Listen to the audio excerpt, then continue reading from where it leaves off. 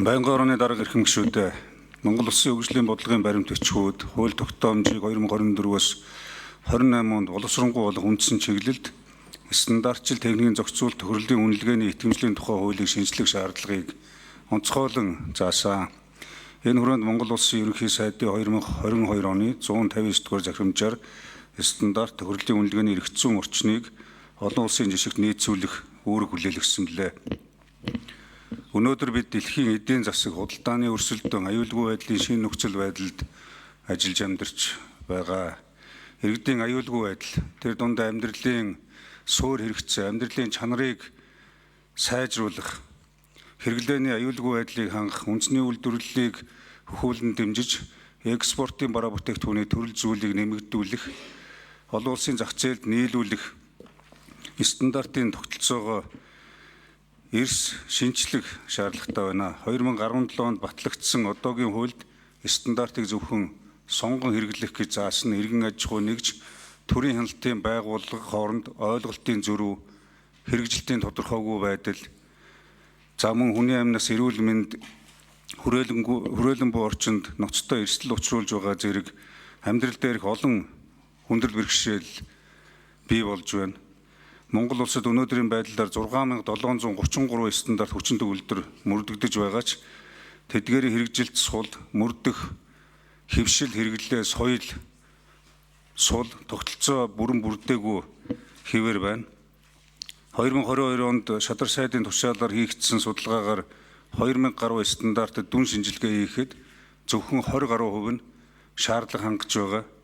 За 20-30% шинжлэх батлагдсан. Үлдсэн 80%-ийг бид шинжлэх ёстой, шинээр батлах ёстой. За олон улсын болон үндэсний стандартуудад нийцүүлж өөрчлөх ёстой гэсэн ийм дүгнэлт гарсан байгаа. За энэ нь эрүүл мэнд, барилга, хүнс, аялал жуулчлал зэрэг стратегийн салбарууд төдийгүй олон улсын хөгжил дэвшлээс хоцрох хөгжлийн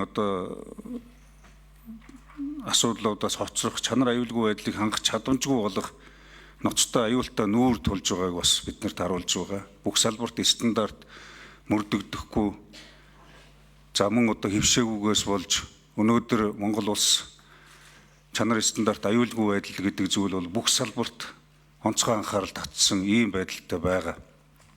Тийм учраас энэ хуулийн шинжилгээг зайлшгүй хийх ёстой гэж ингэж үзэж бид хуулийн нэмэлт өөрчлөлт, шинжилсэн найруулгыг оруулж ирж байгаа.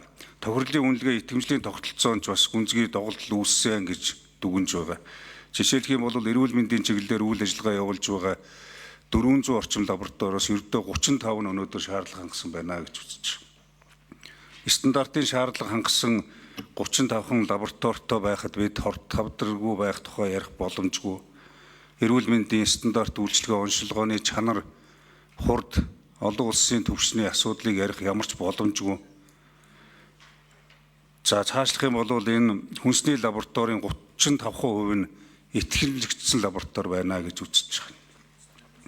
Томоохон үндэсний үйлдвэрлэгчид зарим нэг стандартын шаардлага, олон улсын шаардлага хангасан үйлдвэрлэлүүдээс бусад нь бол итгэмжлэгдлийн шаардлага хангахгүй, чанар стандарт аюулгүй байдлын нөхцөлийг бүрдүүлэхгүй байна гэсэн үг.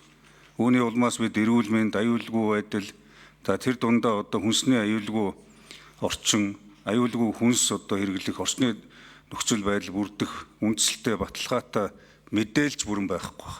Монгол улсын хэмжээнд байгаа лабораториуд өнөөдөр бүх чиглэлээр өөрсдөө салбарынхаа чиглэлээр асуудал ярьдаг, аль нь ч орчин үеийн шаардлага хангасан ийм ялангуяа төрийн байгууллагуудын харьяа лабораториуд тоног төхөөрөмж, бааз суурь асуудлууд нь тодорхой хэмжээнд бэхжээгүй гэж үзэж байгаа. Тэгэхээр бид бас эдгээр ботой дүгнэлт хийж энэ нөхцөл байдлын хүрээнд бид стандартын эрх зүйн орчныг шинжлэх шаардлагыг олон талаас нь судалж 60 гаруй хилцүүлгийг өнгөрсөн хугацаанд зохион байгууллаа. Давхарцсан цоогоор 20,000 орчим оролцогчоос 17,250 санал авч, за мөн энэ хуулийн шинжилэлд тусгах асуудлуудыг зохион байгуулж ажиллалаа. Стандарт техникийн зохицуулалт тохирлын үнэлгээний итгэмжлийн тухай хуулийн шинжилсэн найруулгын төслийг өнөөдөр та бүхэнд бас танилцуулж байна. За энэ хуулийн төсөлд онцлж тусгах анхаарах асуудлууд юу байсан бэ гэхээр нэгдүгээр стандартыг зөвхөн сонгож хэрэглэх биш, дагаж мөрдөх үүрэг болгон хуульчлах шаардлага байна гэж үзэж байгаа. Хоёрдугаарт нь хяналт зохицуулалтын тогтолцоог сайжруулж олон улсын итгэмжил баталгаажуулалтын системд одоо бид нийцүүлэх шаардлага байна гэж ütсэн. За гуравдугаарт нь цахим шилжилт, хиймэл оюун ухаанд суурилсан стандартын үйлчлэгээний шин шат руу шилжих суурийг нь одоо хууль тавьж өгнө. За дөрөвдүгээр нь үндэсний болон олон улсын стандартыг нутагшуулах хэрэглэх нөхцөлийг илүү одоо уян хатан бөгөөд гадаад худалдааг дэмжих боломж нөхцөл бүрдэнэ. За энэ хуулийн төсөл өөрөө 8 бүлэгтэй 36 зүйлтэй. Үндсэн үзэл баримтлал нь стандартаар дамжуулан салбарын бодлогыг хэрэгжүүл зохицуулт хяналтыг илүү боловсронгуй болгох, Монгол улсын одоо өрсөлдөх чадварыг нэмэгдүүлэх, хамгийн гол нь хүний эрүүл мэнд, орчны аюулгүй байдал, за цаашлах юм бол одоо өрсөлдөх чадвартай иргэн, өрсөлдөх чадвартай улсыг одоо бий болгох хамгийн гол тогтолцоо энэ гэж үзэж байгаа. Бид хууль баталдаг, бодлого боловсруулдаг, зорилго тавьдаг, харамсалтай тэр бодлого зорилготой хүрэх гүүрэн болсон стандартыг орхигдуулсан, энэ салбарыг эзэнгүүдүүлсэн, түүнээс үүдээд салбар бүр умдуу сумдуу болсон гэдгийг одоо та бүхэн надаар хэлүүлдэггүй бүгдээрээ мэдж байгаа байхаа гэж бодож байна. Хуулийн төсөл батлагдсанаар тооцоо баталгаатай үнэлгээнд үндэслэн бараа бүтээгдэхүүн, за мөн одоо хэлийн хяналтаар нэвтрэх боломж нөхцөл илүү бүрдэнэ. Ялангуяа импортоор орж ирж байгаа бараа бүтээгдэхүүн.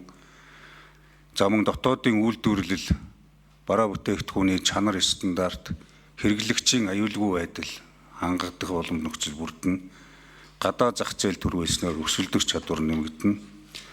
За үүнийг дагаад бас нэг чухал асуудал бол хүн бүрийн одоо толгойн өвчин болсон хүнд зуртал, авилгын эрсдэл асуудал буурнаа.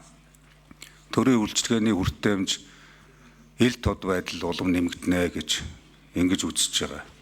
Ингээд эрхэм гишүүд та бүхэн бас одоо энэ Монгол улсын өнөөдөр зөвхөн хууль тогтоомжийн шинжилгэлийн бус соёлын шинжилэл, сэтгэлгээний шинжилэл, хэрэглээний одоо соёл хэвшил шинжилгээг хослуулж хийх хамгийн чухал суурь болсон энэ стандартыг цаасан дээрх баримт бичиг гэж бас одоо ард түмний эрүүл мэнд, амь нас, үндэсний аюулгүй байдлыг баталгаа гэж үзэж шинжилэл өөрчлөлтийг одоо боловсруулсан энэ хуулийн төслийг хилцэж нийгэм шин хандлагыг бий болгох, төрийн үйлчлэгээний шин соёлыг бий болгох, хувийн хвшил иргэдийн дунд одоо бас үйлчлэгээний соёл, аюулгүй байдлыг одоо төлөвшүүлэх ийм боломж бүрдүүлэх хуулийг бас хилцэж